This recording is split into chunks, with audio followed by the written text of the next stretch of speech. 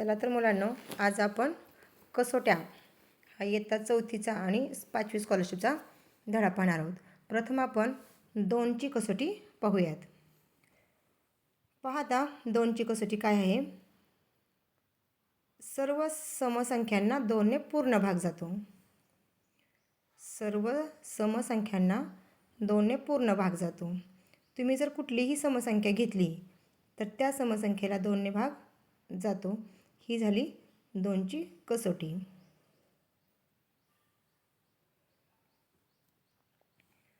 सर्व समसंख्यांना 2ने भाग जातो. त्यानंतर आता 3ची कसोटी. 3ची कसोटी पहा. आता 3ची कसोटी काय आहे? तर दिलेल्या संख्येतील अंकांच्या बेरजेला 3ने पूर्ण भाग जात असल्यास त्या संख्येला 3ने पूर्ण भाग जातो. दिलेल्या संख्येतील अंकांच्या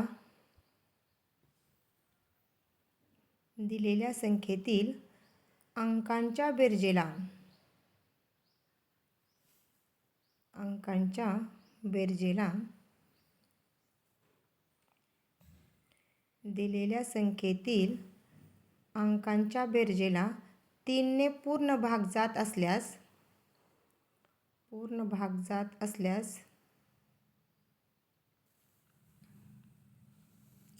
त्या संख्येला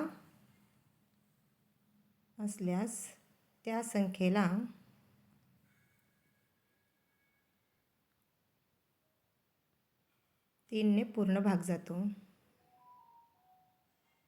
3ने भाग जातो. आता आपण एक उदाहरण घेऊयात. समजा आपण एक उदाहरण घेतलं, 2,93,412 अशी आपण एक संख्या घेऊयात.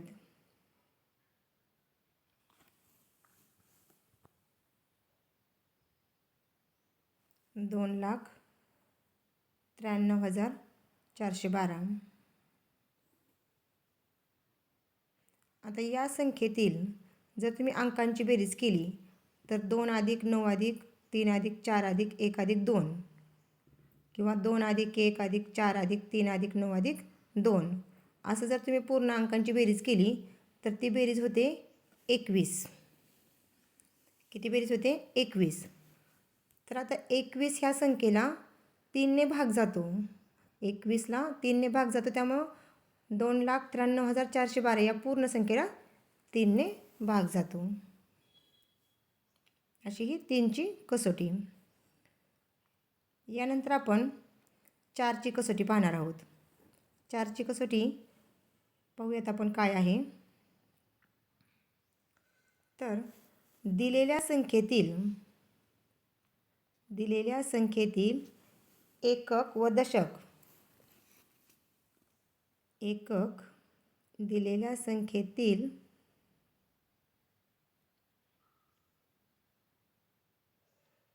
दिलेल्या संख्येतील एकक व दशक स्थानच्या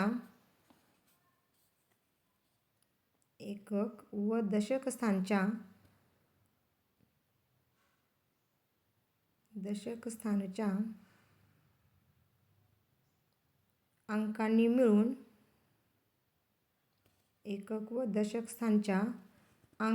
मिळून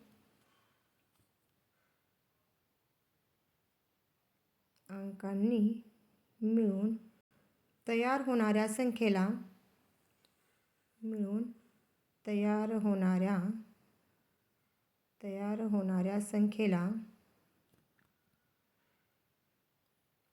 एकक व दशक स्थानच्या अंकांनी मिळून तयार होणाऱ्या संख्येला 4ने पूर्ण भाग जात असेल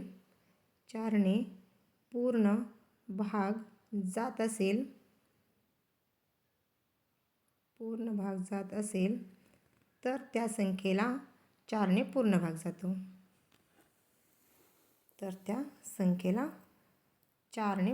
जातो. ही आहे आपली 4ची कसोटी. एकक आणि दशक स्थानच्या अंकांचा फक्त आपल्याला या ठिकाणी विचार करायचा आहे. आता आपण एक उदाहरण घेऊयात. पहा, आता आपण उदाहरण घेतोय.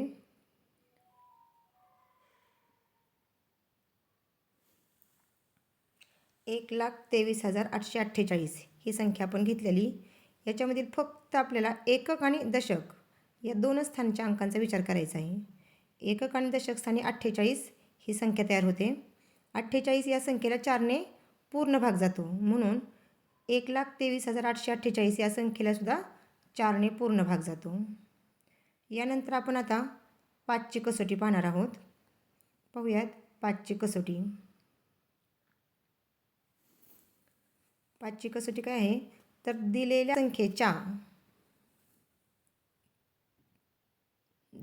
संख्येच्या एकक स्थानी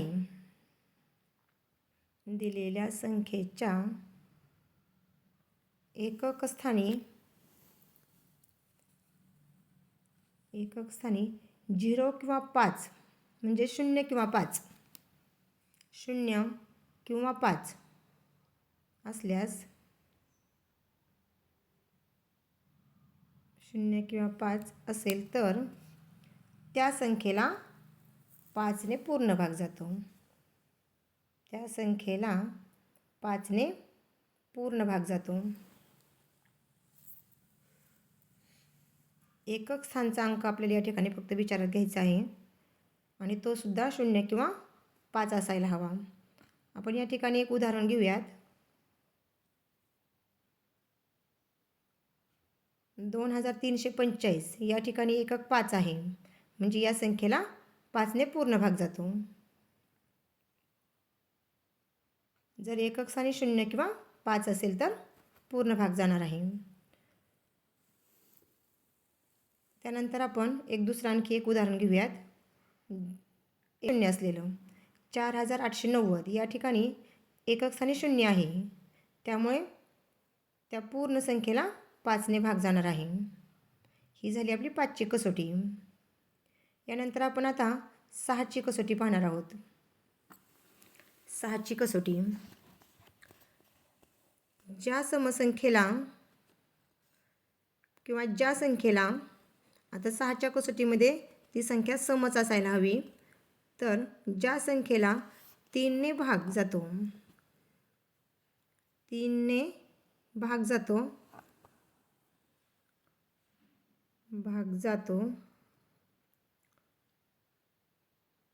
त्या संख्येला 6ने भाग जातो. आपलं वर खाली झालेलं आहे. 3च्या ऐवजी आपण 6 घेतलं, 6च्या ऐवजी 3 झालं. ज्या संख्येला 3ने भाग जातो त्या संख्येला 6ने भाग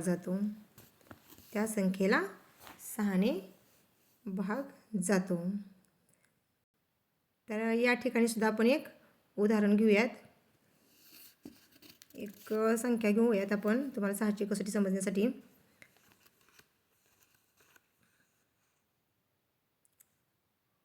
3,432 ही संख्या आपण घेतलेली. या संख्येच्या अंकांची जर बेरीज केली तर ती 12 होते आणि याला 3ने भाग जातो, म्हणजे ज्या पूर्ण संख्येला 3ने भाग जाणार आहे आणि 3ने भाग जातो म्हणजे 6ने सुद्धा भाग जाणार आहे. आता आपण 7ची कसोटी पाहूयात. 7ची कसोटी दिलेल्या संख्येच्या एकक स्थानच्या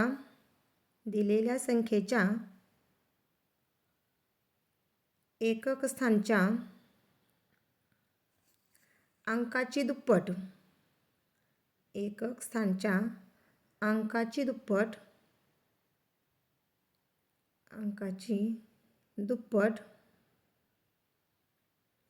करून ती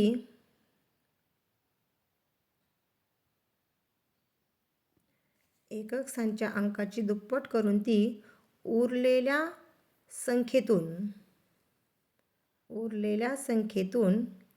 वजा करावी.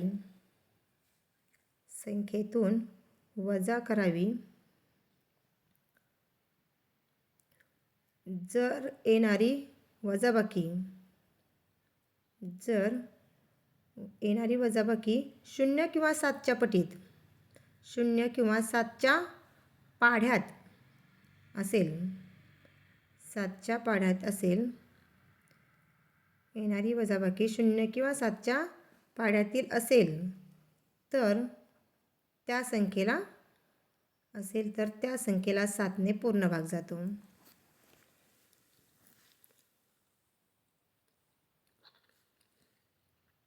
असेल तर त्या संख्येला 7ने भाग जातो.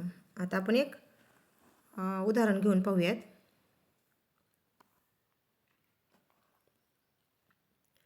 126 ही संख्या आपण घेतलेली आहे. तर याच्यामध्ये एकक स्थानचा अंक 6 आहे आणि ह्या 6ची जर आपण दुप्पट केली तर ती होते 12.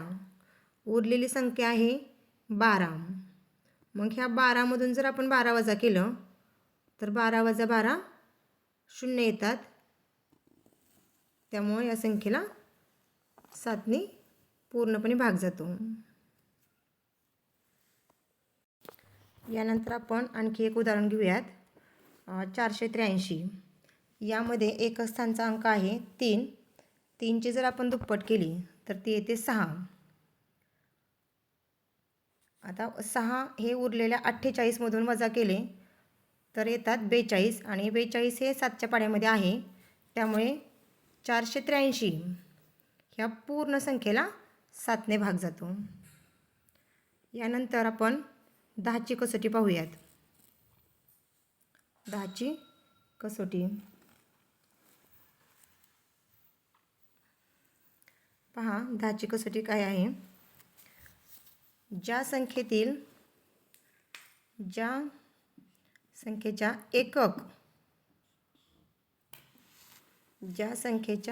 एकक व एकक स्थानचा अंक हा 0 असायला हवा. दिलेल्या संख्येमध्ये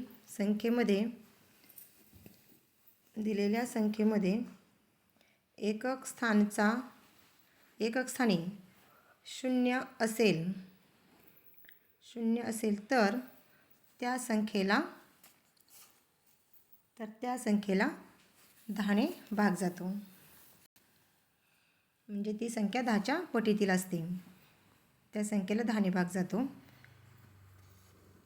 आता आपण उदाहरण जर घ्यायचं म्हटलं तर 100, 200, 300, 500, 1000 या संख्या आपल्याला घेता येतील. ही झाली आपली 10ची कसोटी. यानंतर आपण 11ची कसोटी पाहणार आहोत. तर पहा 11ची कसोटी काय आहे? दिलेल्या संख्येतील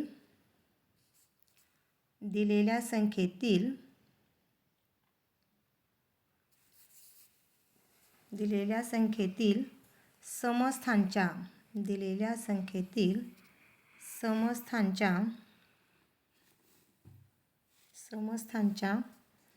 अंकांची बेरीज. दिलेल्या संख्येतील समस्थांच्या अंकांची बेरीज व विषमस्थांच्या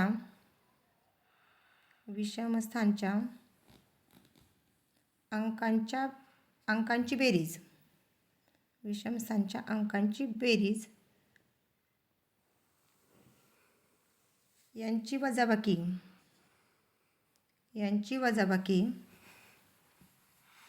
जर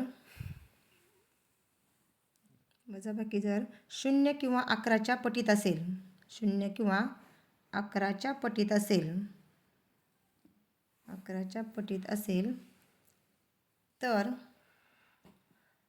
तर त्या संख्येला 11ने पूर्ण भाग जातो.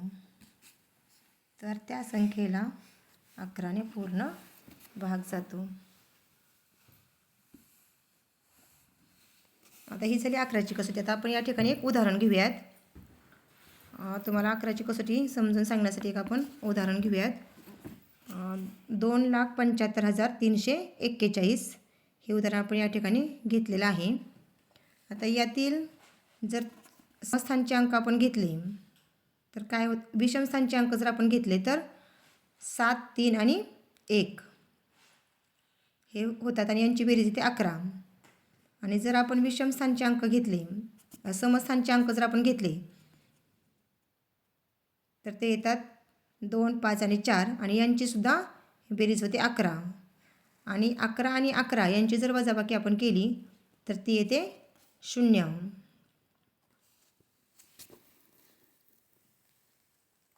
शून्य येते. 11मधून 11 गेल्यानंतर 0 उरतात.